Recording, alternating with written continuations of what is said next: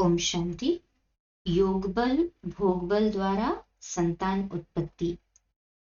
योग बल अर्थात आत्मिक बल और भोग बल अर्थात शारीरिक बल अर्थात भौतिक बल।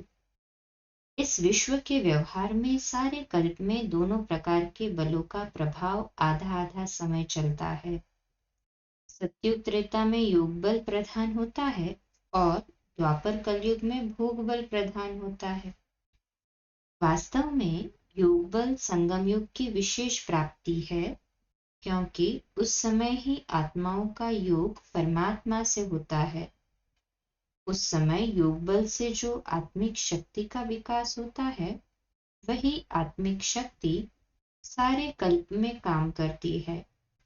परंतु सतयुग त्रेता में वह आत्मिक शक्ति प्रधान होती है।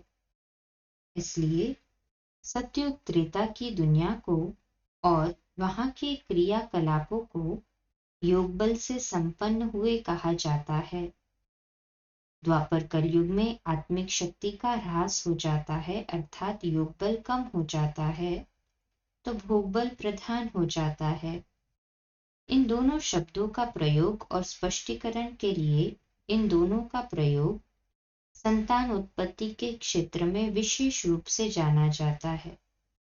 सतयुग त्रेता युग में संतान उत्पत्ति योग बल से होती है, अर्थात मनसा शक्ति से होती है, और द्वापर कलयुग में संतान भोग बल अर्थात विषय भोग के द्वारा होती है। योग बल से संतान उत्पत्ति के विषय को समझने के लिए बाबा ने मोर का, पपीते आदि का उदाहरण भी दिया है। बाबा ने मुख के प्यार आदि से संतान उत्पत्ति की बात भी कही है। कहने का तात्पर्य कि सतयुग त्रेता युग में संतान उत्पत्ति विषय भोग से नहीं होगी, अपितु योग बल अर्थात मनसा शक्ति के द्वारा होती है। इसीलिए उसको स्वर्ग कहा जाता है। और द्वापर से संतान उत्पत्ति भोग बल अर्थात विषय भोग के द्वारा होती है, इसलिए उस दुनिया को नर्क कहा जाता है। योग बल की दुनिया को अमरलोक कहा जाता है, क्योंकि वहां मृत्यु का भय और मृत्यु का दुख नहीं होता है। और भोग बल की दुनिया को मृत्यु लोक कहा जाता है, क्योंकि आत्माओं को मृत्यु का दुख और मृत्यु का भय होता है। इसलिए कोई आत्मा वर्तमान देह को छोड़ना नहीं चाहता है। वास्तव में ये योग बल और भोग बल से संतान उत्पत्ति ही स्वर्ग और नर्क की सीमा रेखा है। जीवन मुक्त और जीवन बंद ये दोनों इस स्थूल वतन की ही बातें हैं। सतयुग में रावण राज्य ही नहीं तो मूत पलीति कैसे हो सकते हैं। योग बल और भोग बल भी गाया जाता है। सतयुग त्रेता में बच्चे भी योग बल से पैदा होते हैं। ये साकार बाबा के 20 अप्रैल 2012 के रिवाइज महावाक्य है कि हम सतयुग के रहने वाले हैं।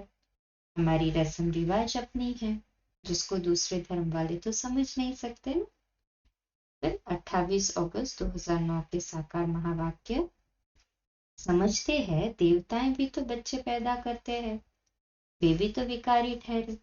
उनको ये पता ही नहीं है कि देवताओं को गाया ही जाता है संपूर्ण निर्विकारी, तब तो उनको पूजा जाता है। तुम्हारे संस्कार है ही पवित्रता के, अब अपवित्र बने हो फिर पवित्र बनना है।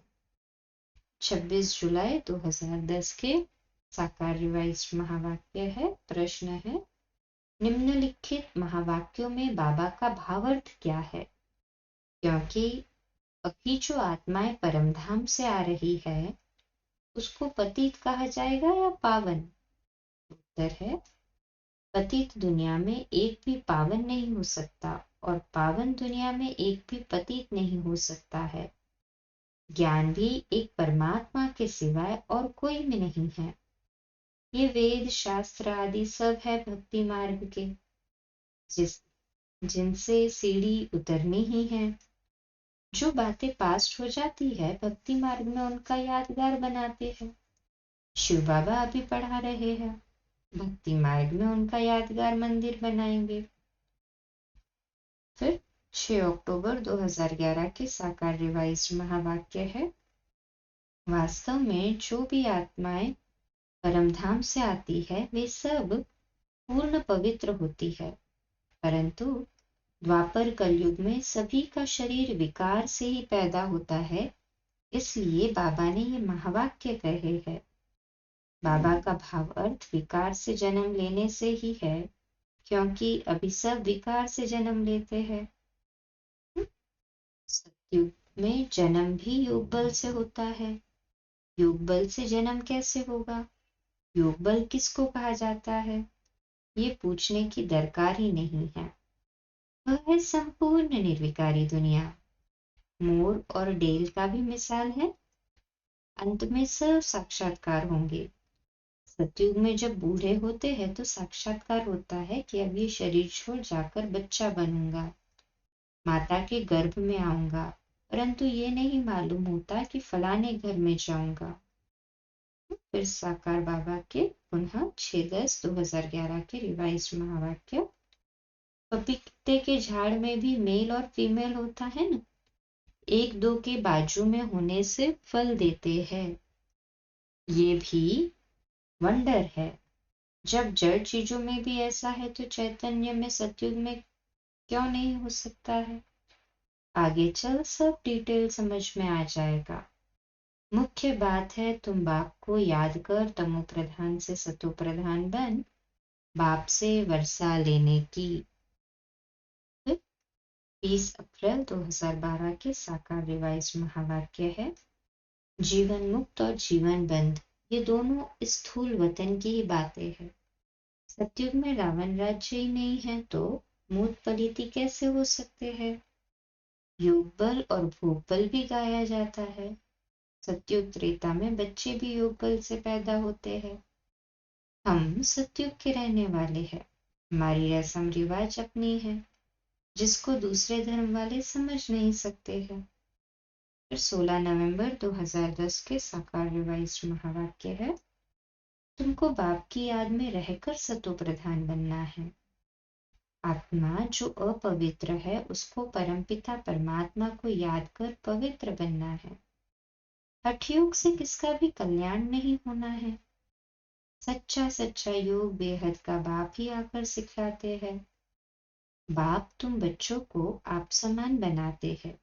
कहते हैं जैसे मैं निराकार हूँ, टेम्पररी तन में आया हूँ, वैसे तुम भी शरीर में रहते अपने को निराकार आत्मा समझो और देही अभिमानी बनो। लास्ट 21 जुलाई 2010 के साकार रिवाइज महावाक्य, वास्तव में तुम्हारा पूजन नहीं हो सकता है, तुम्हारा सुमिरन होता है। तुम्हारे ऊपर फूल नहीं चढ़ सकते हैं।